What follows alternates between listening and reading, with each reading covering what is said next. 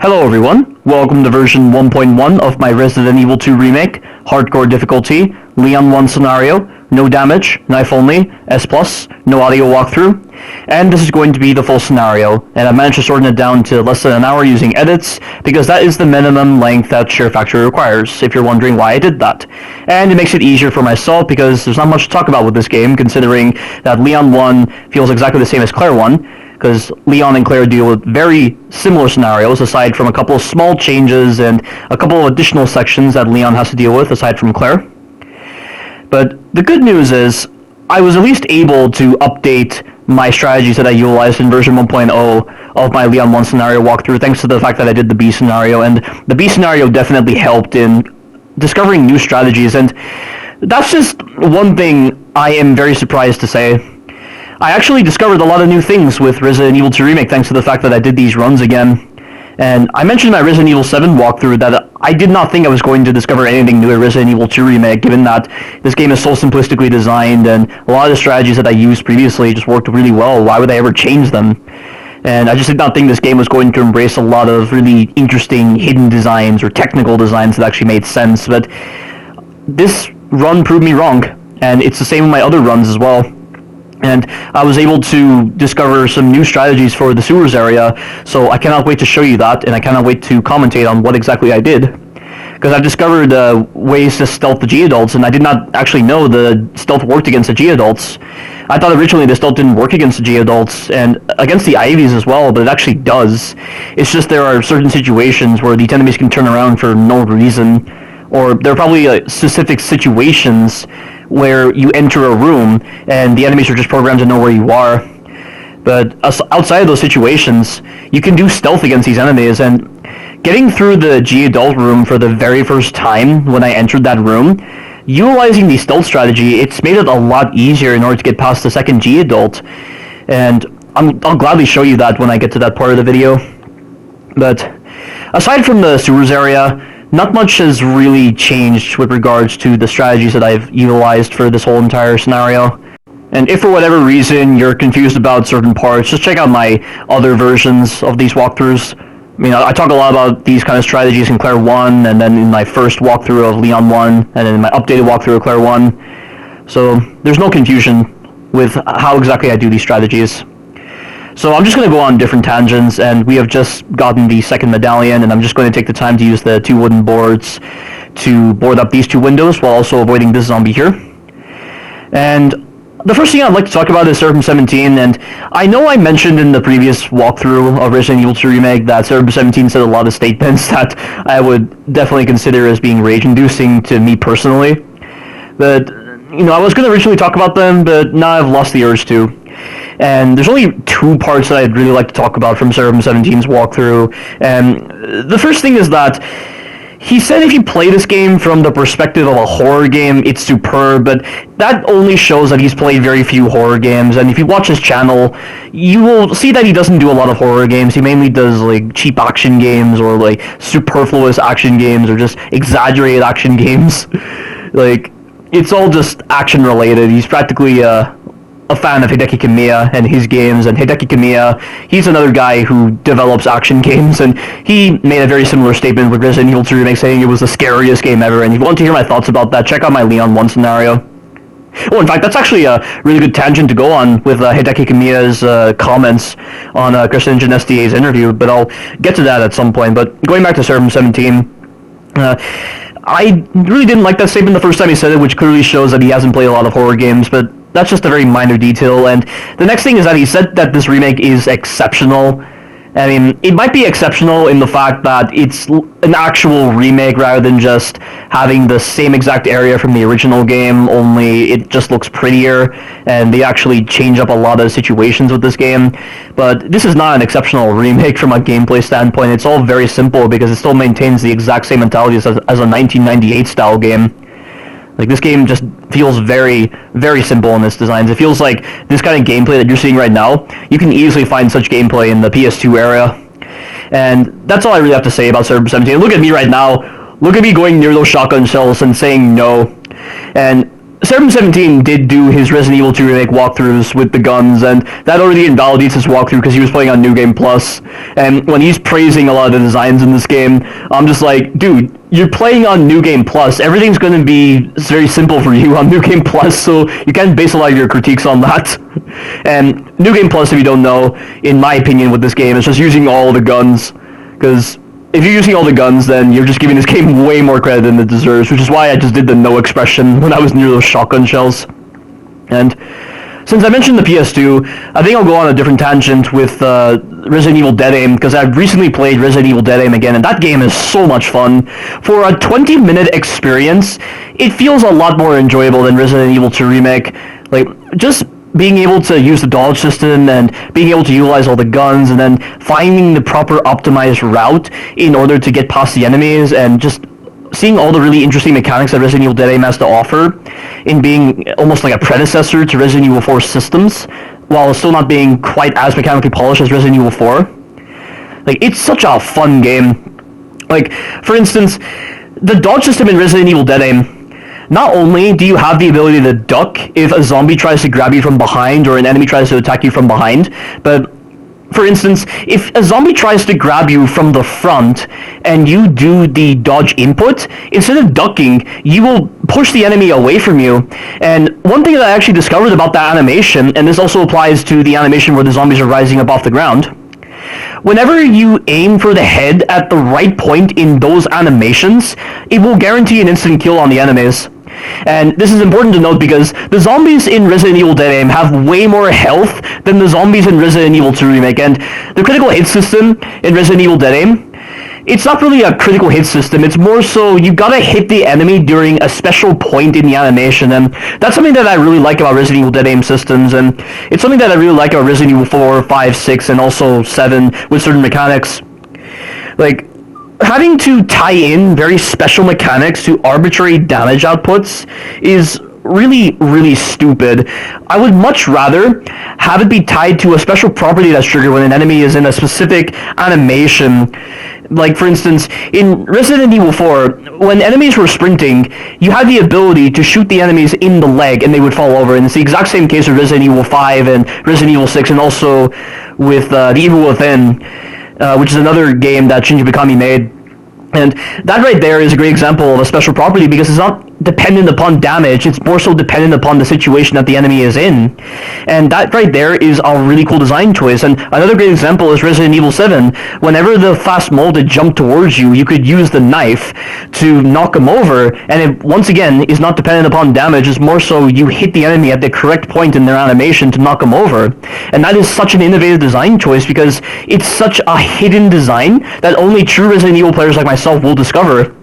And another great example, in the End of Zoe DLC, when you're fighting Swamp Man in the first and second boss fights, and also in the third boss fight, you can actually do a counter against him where if you hit him at the right point before his attack hits you, you will stun him. It's so cool, but it doesn't help out that much, but at least it's cool nonetheless. And it can be very helpful if you put yourself in a really bad spot. And once again, another great example of special properties being triggered when an enemy does a specific animation, or it's just triggered during a very specific context. And I just wish the Resident Evil 2 Remake had more systems like this. I mean, Resident Evil 3 Remake didn't really have such systems like this. The only kind of special property that could be triggered, but wasn't really that advantageous, was when the zombies ran towards you. If you had the shotgun and you hit them at the right point, and you were close to them, they would get knocked back. But it was more so a substitute for a death animation, although if you had the unupgraded shotgun, it didn't actually kill them, it would just knock them back. And that's not a really cool special property, and it's something that's rather superfluous in the long run.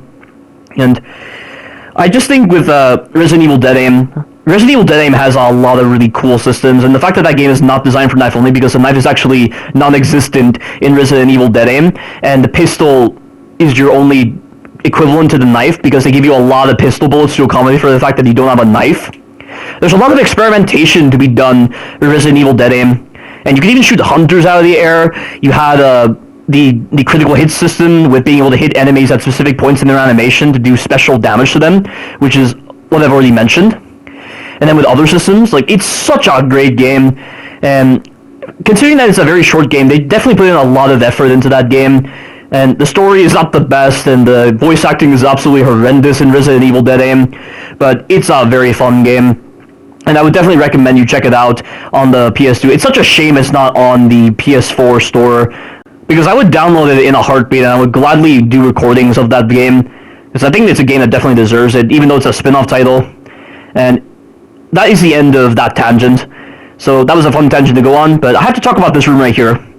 So I don't know what they're expecting you to do for Leon A when you're in this room, but because that door is locked and you need the fuse, you have to get these zombies out of the way.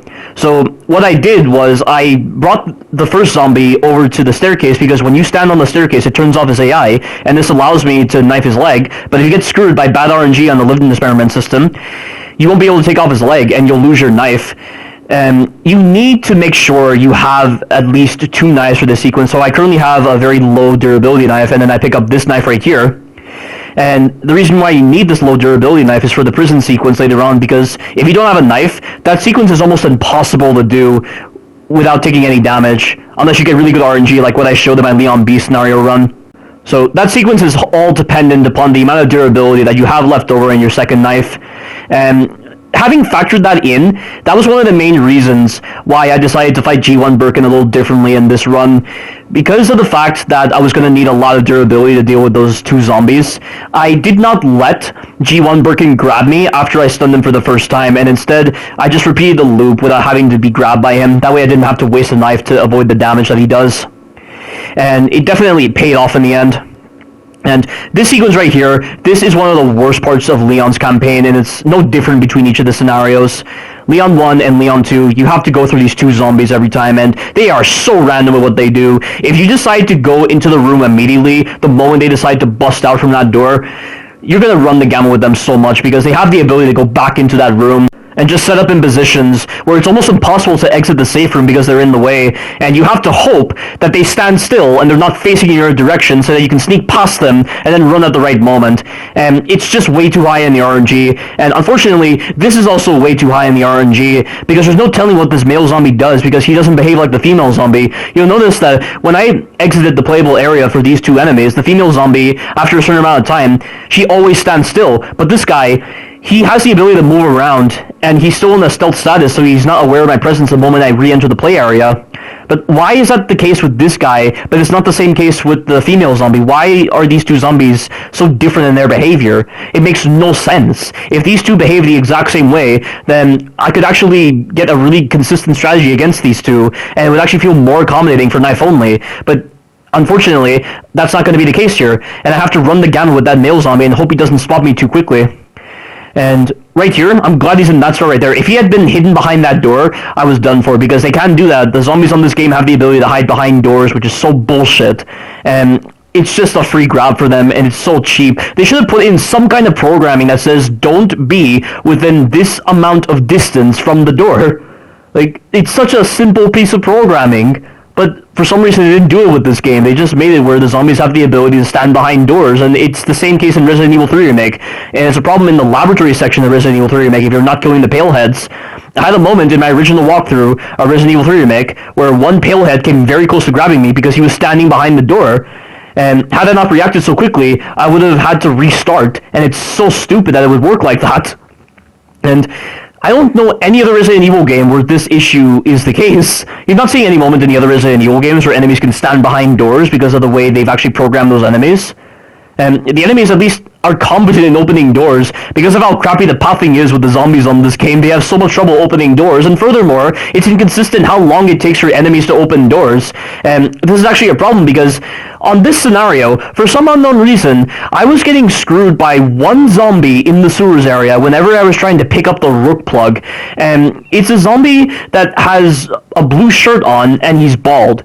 And you need to take special precautions with that enemy, and I don't know why he was posing as such a threat, because in my previous runs of Leon A and Leon B, he was never an issue. I didn't even know he could be a threat, but now he's just such an issue now.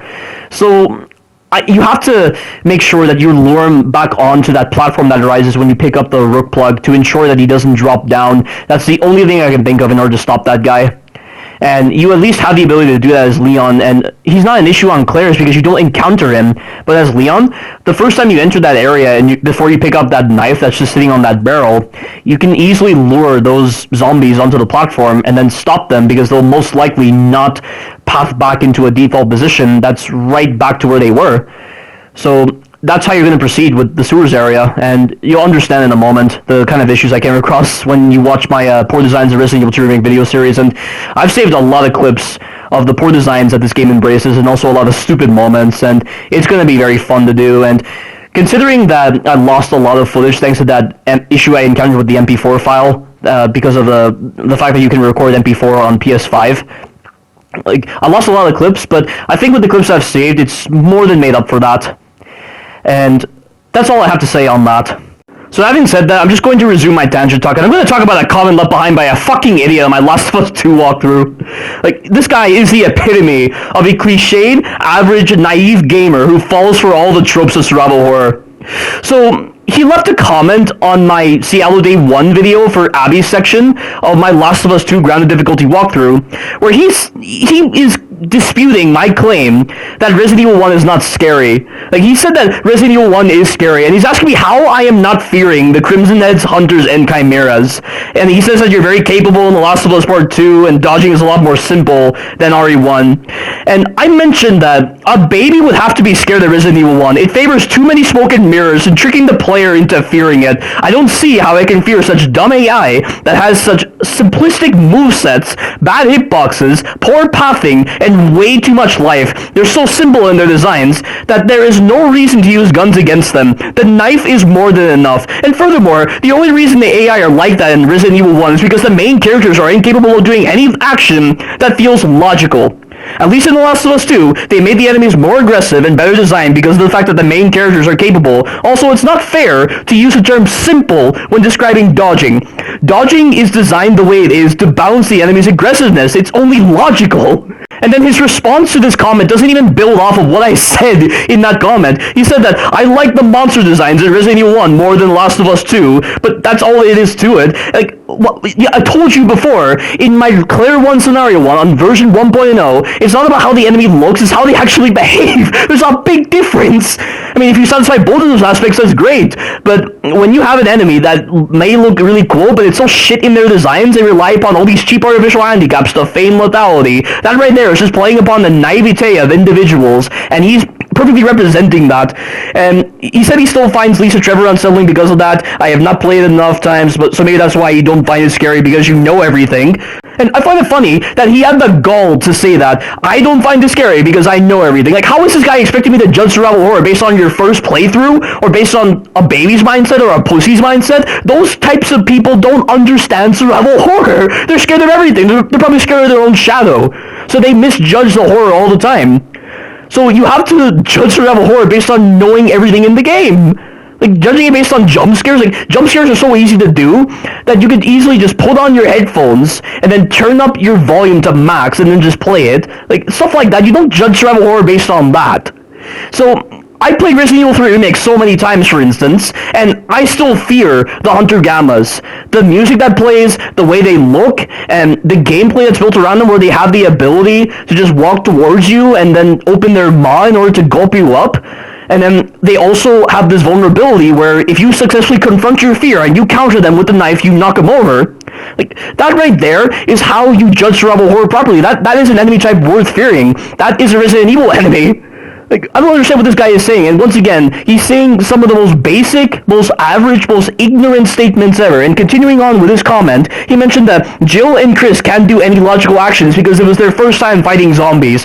Yet, I pointed out they're elite members of STARS. I don't care that it's their first time fighting BOWs if they have the fighting experience necessary to fire a gun or dodge, yet for some unknown reason, they struggle so much against a simple zombie, and Jill even vomits when killing that one zombie in that cutscene by stomping on it. And they are such idiots in that game. Like, it's so off-putting, and it just doesn't complement the survival horror aspect greatly. Like, none of the gameplay in Resident Evil 1 complements their fighting experiences. Like, at least Ethan Winters, despite the fact that he has no combat experiences, he fights like a normal individual with what a normal individual is capable of, and that makes a lot of sense. And furthermore, because of the fact that you were so simplistically designed in Resident Evil 1, that just did not allow Capcom the creativity necessary to make their enemies a lot more lethal. At least they achieved this with Resident Evil 3, 4, 5, 6, 7, and Resident Evil 3 Remake. Like, none of what this guy is saying makes any sense. Like, I don't get him at all. And then he just says that, oh, it's a simple zombie trope. But then why are you giving this zombie trope any attention? We've moved past that whole zombie trope aspect. Do something different with survival horror. Like, I don't get this guy at all. This has to be one of the dumbest comments that I've ever heard. And I am so glad I'm voicing it right now because it's just been lingering in my head so much.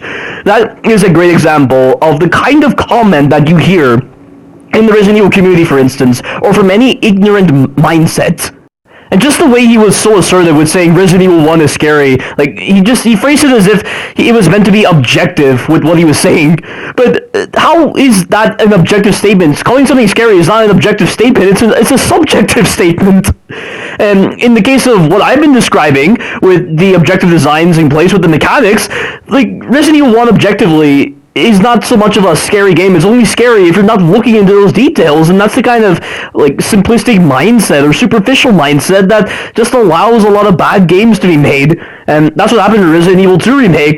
Capcom relied too heavily upon a superficial fan base to guide their direction with this game, and look how it turned out. We have an empty game, suitable for empty individuals. That's what I would describe this game as. Same case for Resident Evil 1 Remake, only Resident Evil 1 Remake feels a lot more empty than this game. And the only reason I would consider this game worse is because Capcom had all the opportunities available to them to make this game truly feel stunning, with so many different possible scenarios, so many different mechanics, and, like, interesting enemy designs, but they just didn't take it because they were limited by their fan base, which was such a bad design choice on their part. So this guy, he has to be one of the dumbest individuals ever when it comes to judging survival horror in a game. And I'm just gonna stop right there.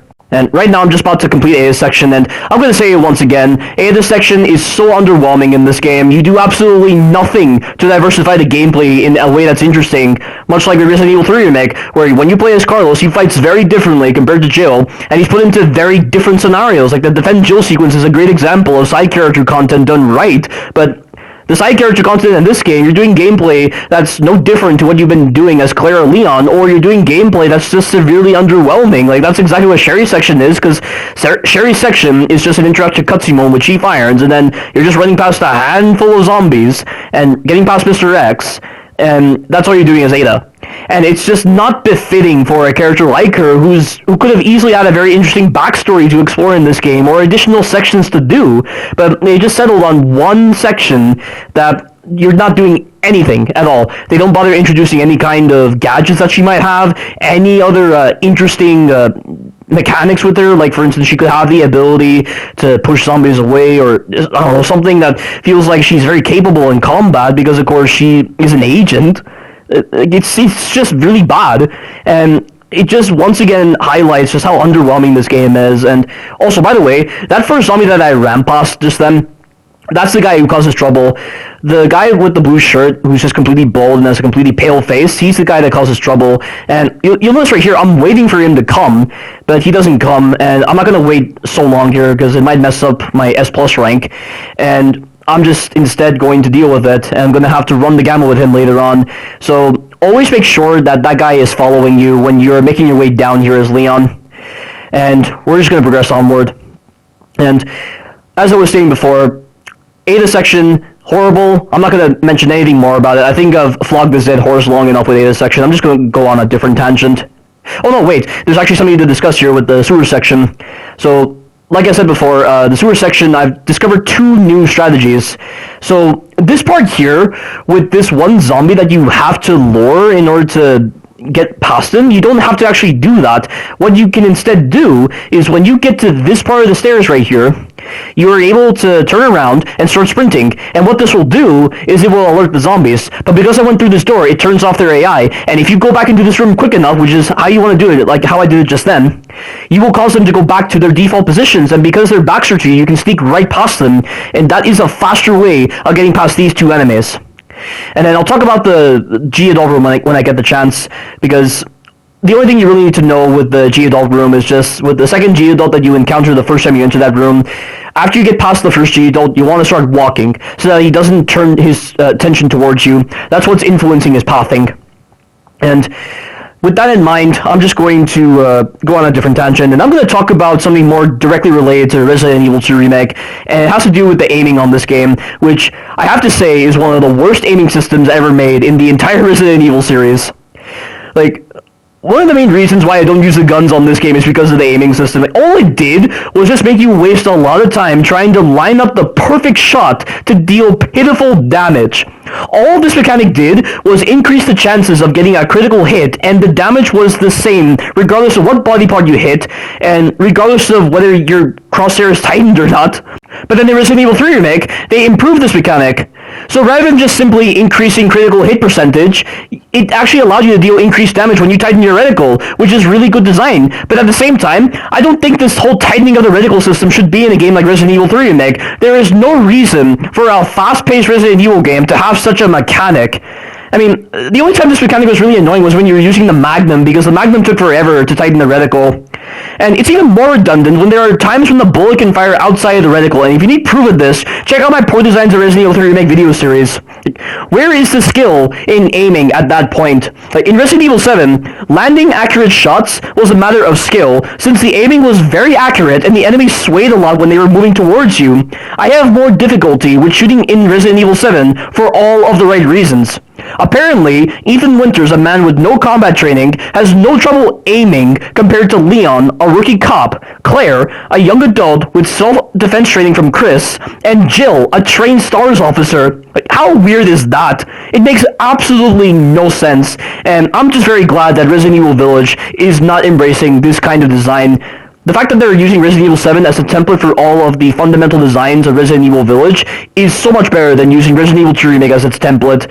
But that concludes that tangent, and right now I'm about to make my way over to the G-Adult room once I get past this G-Adult, and that room is not a problem in the A scenario because you're not dealing with any zombies in the way, and this right here, this strategy you're about to see, this will definitely trivialize the first entrance into this room. So the first thing you need to do is get past this guy, and then once you get past him, stop right here and start walking. The second G-Adult is going to move all the way to the right. I thought he was always programmed to go down this path, but it turns out he always goes to the right as long as he doesn't know where you are. And that was what was always confusing. I assumed at the time I had to just run at the right moment when he was on a stealth status in order to actually get past him, but he's actually in a stealth status continually so long as you're not running. So that right there is a technical design that I really like in actually rewarding observing your situation properly. Like, that kind of awareness is a key tenet of survival horror games, and I really think this game nailed it with that. But sadly, it didn't do much with this second entrance back into the room. This part of the G-Adult room, when you're trying to leave, is horrible, because there's no telling what these G-Adults will do, and Serpent17 mentioned that he actually finds the G-Adults scary, and really? Why are you finding these poorly designed enemies scary? I mean, he did admit that these enemies were poorly designed, but just appearance-wise, I don't know why anyone would consider these enemies scary. And I just find that with the way their heads look, they look like penis heads. It just looks so stupid to look at. So I don't agree with Serpent17's claim that these enemies are actually scary based on their design. The Hunter Gammas are way more intimidating than these enemies. I even got into a moment where I had 3 Hunter Gammas chasing me because I was lingering in the area for too long, and my god, was it one of the scariest experiences ever in Resident Evil 3 Remake. The sewer section in Resident Evil 3 Remake is a really well-designed sequence in both design and also in scariness. Like I said before, the Hunter Gammas are a Resident Evil enemy, and they need to be respected for what they are in both appearance and in their designs. And I'm about to take on G2 Birkin right now, and the strategy, if you're very confused with G2 Birkin, is very simple. Serpent17 absolutely hates this guy. He considers G2 Birkin to be the worst part of Resident Evil 2 Remake. Of course, it's not really something to chastise Serpent17 about, because he did admit that he made these walkthroughs a couple of days after he played Resident Evil 2 Remake, so a couple of days isn't really enough to get your experiences down for this game, so I'm going to let him off on that. But just stand in this corner right here, and G2 Birkin will never hit you. He'll do this about 5 times, and then you'll eventually bust down the door. There's actually a thing you can do with a grenade where upon first starting the encounter where he tries to block you off when you get to that door, if you throw a grenade immediately into the bottom left corner of this door, you can actually hit G2 Birkin behind the door, which I didn't even know you could do. But again, it's pointless because you're playing on New Game Plus at that point, and grenades and guns are useless in this game because they're so underwhelming with their damage output, and they just take up way too much space. And going out of your way to pick up the weapons, it just breaks the flow of the game significantly. Compared to Resident Evil 3 Remake, where if you didn't pick up the shotgun or the grenade launcher, the shotgun and the grenade launcher would actually spawn in the safe room just before Nemesis 2, and the fact that they were actually on the path that you need to take in order to actually progress with the game correctly definitely shows that that game is designed for guns only. And it's not designed for knife only, which is why that game is really well designed in a lot of different areas. And in further difficulty, unfortunately, it did add a lot of bad designs, so I can't really say Resident Evil 3 Remake is a perfect game, given that the holes of Resident Evil 2 Remake kind of came back to bite. But enough about that. Let's just talk about what's happening right here. Right now, I'm trying to get G2 Birkin to do an animation that gives him a lot of recovery so I can get right past him. I'm not going to hit the button right now, because if I were to hit the button right now, he would not do the running grab, which is what you need in order to ensure that he's not going to be so much of a nuisance. And right there, I managed to get him to do the 3-8 combo by doing the sprint counter, and the sprint counter is so good against him, and you can even do it when he's not even directly facing you. Like, if his body is not facing you, but his head is facing your direction, he'll be susceptible to the sprint counter, and this will actually give you more control over what moves he does. And once you hit him with the crate, get behind him to get him to do the back attack, and then stand in that spot to influence his pathing, and I'm going to repeat the same process. And he's once again doing the 3-8 combo, and you might have noticed that whenever I hit the button and he does the 3-8 combo when he's very close to me, I don't fear it whatsoever, because the last hit of that attack, the hitbox on it is so fair. That slam he does at the end of his 3-8 combo has one of the best hitboxes in the game, for being completely honest. There is never a moment where you will get screwed by phantom range. And also, I think when you're hitting the button, you get a bit of iframes, because you'll see a moment later on in this fight where he does his 5-8 combo on me, and when he's about to do his slam on me, I somehow am able to hit the button, and his slam goes right through me. Or at least a portion of his hand goes right through me, so maybe that wasn't where the hitbox was concentrated on, but I think you get iframes when you hit this button. Don't quote me on that, I could be wrong, because I'm almost certain I'm remembering moments where I've been hit while I've been pressing that button. But watch this right here, he's doing the 5-8 combo, which you cannot run past, you've got to stay away from it, and look at that, look how fair that hitbox is. That right there is how a hitbox should be. In complementing knife only, in complementing a game that embraces a lot of simplistic designs. Like, why can't all hitboxes be like that? If this game actually improved some of the hitboxes, I think it would be a little bit better. But sadly, it didn't do that. Like, imagine if Mr. X's hitbox, whenever he was trying to grab you, using that cammed animation when you're trying to run past him, imagine if that had a better hitbox, because that move has a lot of phantom range, and I have the proof necessary to showcase this.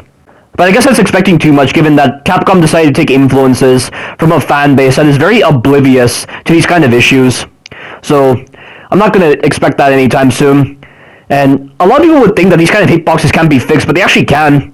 And in the Resident Evil 7 demo, the molder that you encountered, it had a lot of really bad hitboxes. It had phantom range on some of its hits, and some of the hits just, they hit you when they shouldn't have been able to hit you. They were so dishonest with their hitboxes. And they actually improved the hitboxes in the main game, so these kind of hitbox issues can be fixed, and Resident Evil 7 is living proof of this.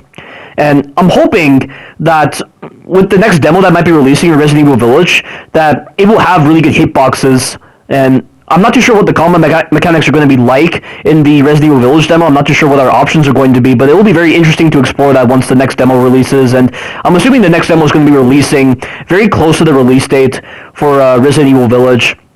Which, I just think it's a little odd that they would release a demo that close to a game's release. I would expect it to be about, 2 months before a game's release.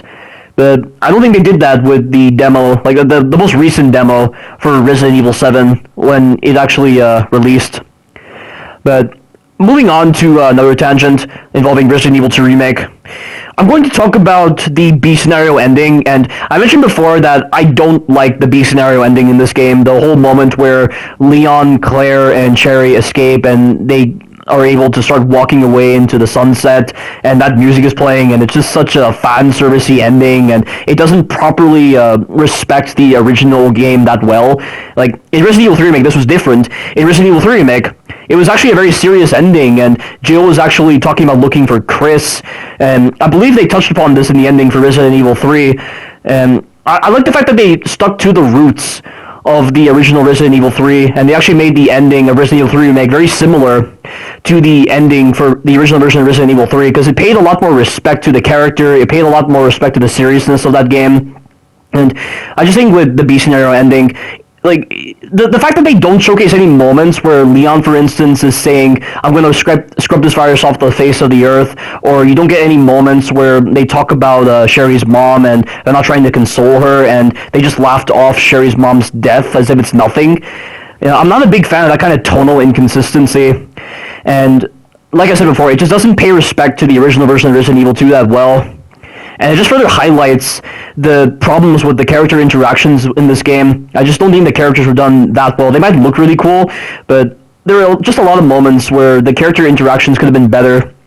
I mean, the whole moment where Leon is confronting Ada after he finds out the truth about her, I mean, that moment was pretty cool, and it definitely added a lot of seriousness to his character, but that's really the only standout moment with Leon's character that I can actually appreciate.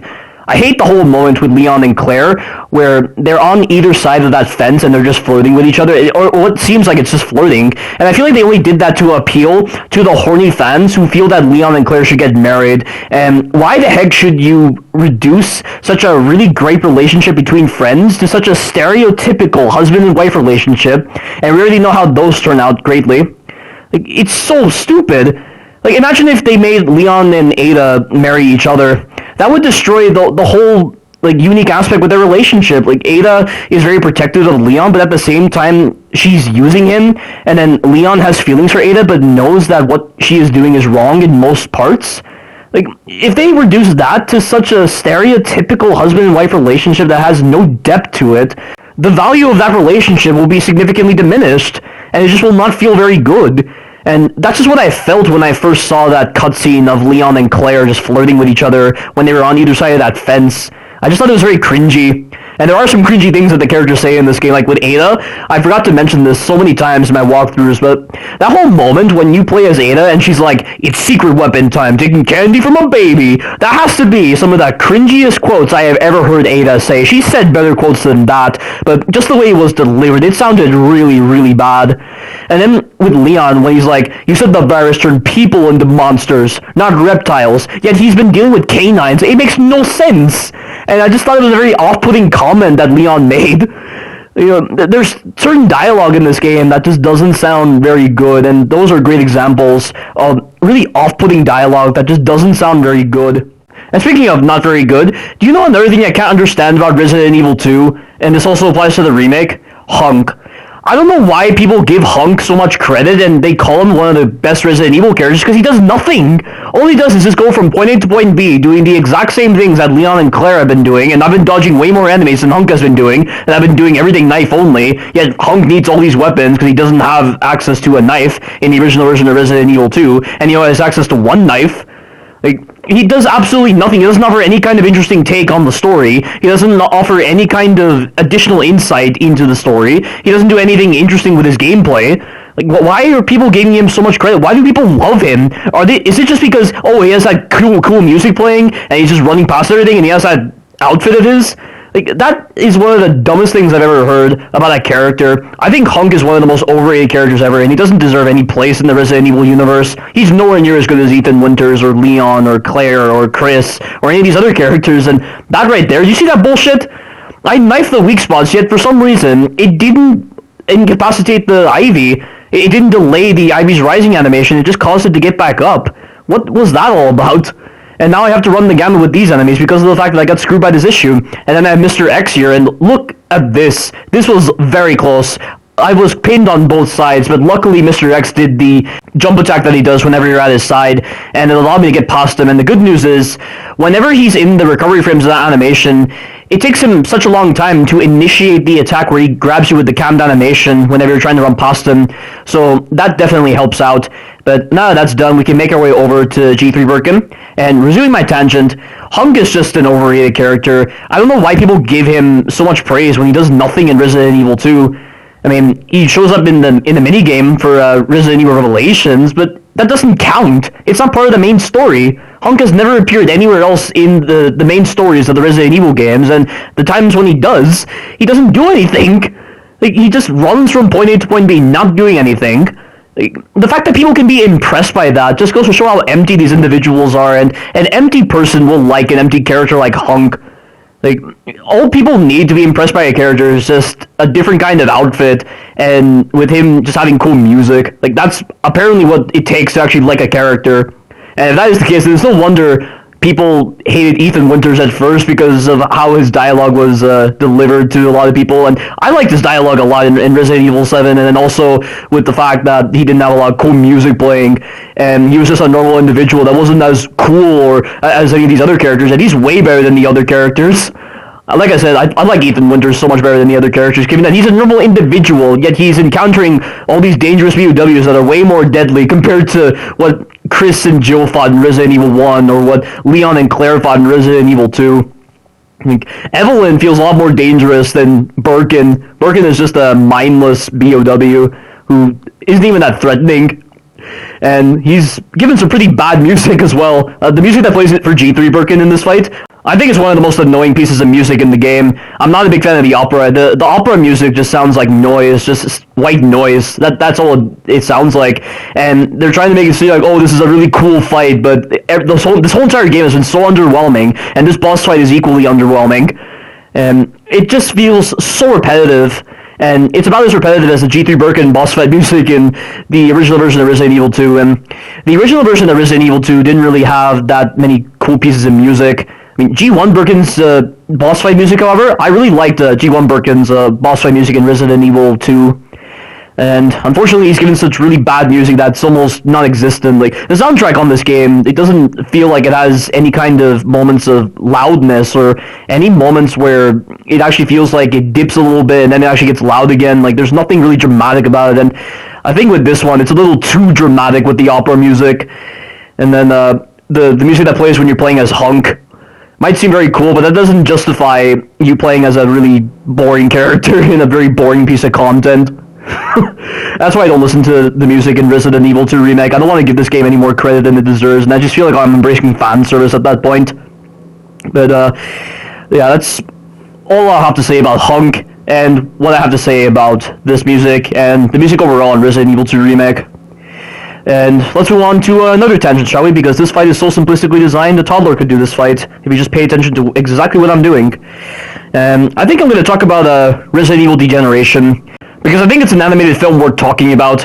I love the animated films of Resident Evil. I think they respect the lore really nicely. They show the characters at their best, and they actually showcase the characters' capabilities perfectly, and the utilization of VOWs and the music that plays, it's such a great series. It's so much better than the live-action movies, which paid no respect to the original Resident Evil characters. Like, they reduced Chris and Leon to being just like stereotypical survivors, and they're so useless in the movies, and it's all done to give Mila whatever her name is, Alice, that's the name of the character, but I messed up the actor's name. It's all done that way to make Alice seem like she's the best character when she's one of the most annoying characters, and I hate the fact that they gave her superpowers and supernatural powers. Like, what is the whole point of that? Why would you go down the supernatural route with telekinetic abilities? Like, what is that?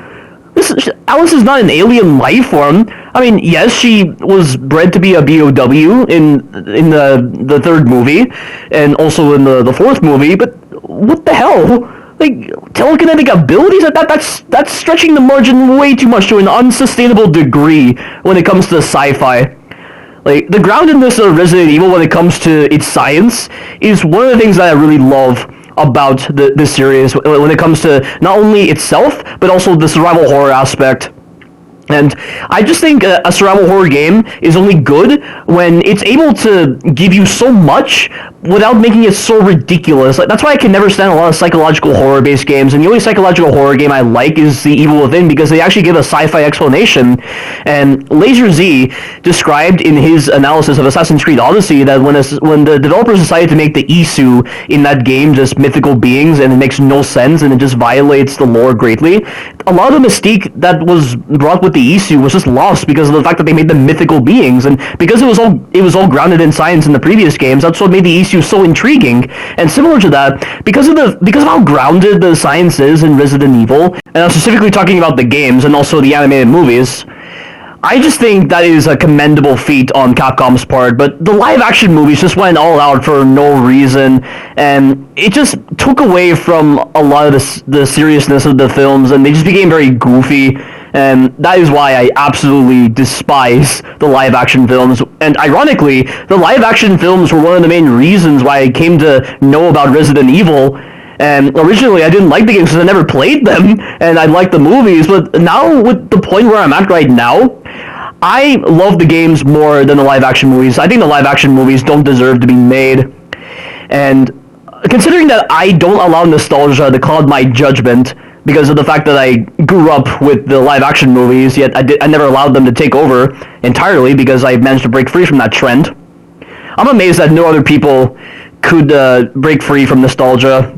And going back to what I was talking about with Resident Evil Degeneration, Degeneration is definitely the best animated film of the trilogy. I just think it really showcases just how much Leon has progressed as a survivor and as a character, and it's the first time in the Resident Evil series where the zombies are actually scary. That whole moment where Leon is with Angela and Greg, and they're looking for survivors, and then Angela finds that zombie that's just lying on the ground, and she assumes it's a survivor, and then it attacks her, and then it's playing that music, which has to be the scariest piece of music ever in the entire Resident Evil series. I think that was done really well, and the zombies looked absolutely ferocious in that scene, and they actually looked terrifying, and we've never had anything like that in the games before Resident Evil Degeneration. And for it to actually do that, that was just wonderful. And then you had those homages to elements of the Resident Evil games and Resident Evil Degeneration, such as with the safe room, and then also with the G virus being leaked in Resident Evil Degeneration. Yet another reason why I absolutely love Resident Evil Degeneration. I think Resident Evil Vendetta is my second favorite movie because I liked the fight choreography. I liked hearing the music that was playing. I think Resident Evil Vendetta has the best music out of the movies, even though it doesn't really have a lot of scary music. Oh, no, that's actually not true. It did have a lot of scary music in the initial introduction when Chris was in that mansion scene. That mansion scene, I think it definitely showcases how even though Chris has progressed to such a level where he's very familiar with BOWs and he has increased combat capabilities, he still has to proceed with a lot of caution. I mean, just with the way he was avoiding those zombies in the mansion, and then with the way he was being so cautious with areas, I think it complemented the survival horror aspect of that film greatly. And then it went on to action, and I'm okay with that, because it makes a lot of sense, even though at times it can be a little extreme, such as with the moment where Leon is dealing with those dogs, and he just throws a grenade and it detonates a bunch of cars that civilians are driving. I don't know why they did that. That just completely feels like a violation of Leon's core traits. But I suppose you're not supposed to think about it because maybe you're assuming during that action sequence an entirely different form of thinking takes place. So that's what allows those action sequences to stand out. And I can approve because once again, I love the fight choreography in Resident Evil Vendetta. It has to be the best fight choreography I've ever seen in an animated film, and it just goes to show that Resident Evil is not only the master at survival horror, but is also the master at action. And why the hell would you ever settle on being the master of only one genre? Why do people want Resident Evil to just be the master at survival horror, when originally Resident Evil 1 and 2 just weren't very good at survival horror because of how simplistically designed they were? And admittedly, there were some parts to appreciate with those games compared to the remakes. But even still, though, the survival horror didn't really progress to a level that made it revolutionary up until Resident Evil 4. Resident Evil 4 really redefined survival horror and action to truly make the best kind of survival horror. And then in Resident Evil 7, I originally thought they were going to embrace the survival horror aspect only, but they embraced both the survival horror and the action, and that was absolutely flawless in Resident Evil 7, and it's one of the main reasons why that is one of the best Resident Evil games ever made. And with that final statement, that concludes my tangent. I've just done Mr. X, who is very easy, and he's really fun. He is definitely accommodating for knife only. And if you want to understand how he works, check out my Leon B walkthrough. The strategies that I utilize in Leon B are far better than what I showcased in version 1.0 of Leon A. And I kill him with the rocket launcher because that's the only way to kill him, because he has unlimited health unless you use the rocket launcher, and now we have to deal with a bunch of zombies. And watch this bullshit, by the way. Look at that. The moment that had to happen, why did it have to be that moment just then, where that zombie chose to trip, and then he grabbed me, and I wasn't able to do the correct defense attack animation where I just push him back, and it knocks back the other zombies. Like, if a mechanic is going to be that inconsistent, and it just triggers whenever it wants to, it might as well not be in the game. Like, if it doesn't provide that much of an impact on the flow of gameplay, unless it's the most inopportune moment like what happened just then. And I could have been grabbed just then, but thank God that was not the case, because I got very lucky that the zombies were paused for quite a while. And this effectively concludes version 1.1 of my Resident Evil 2 Remake Leon A scenario walkthrough with the restrictions that I've currently listed. Thank you all for watching, and you take care now.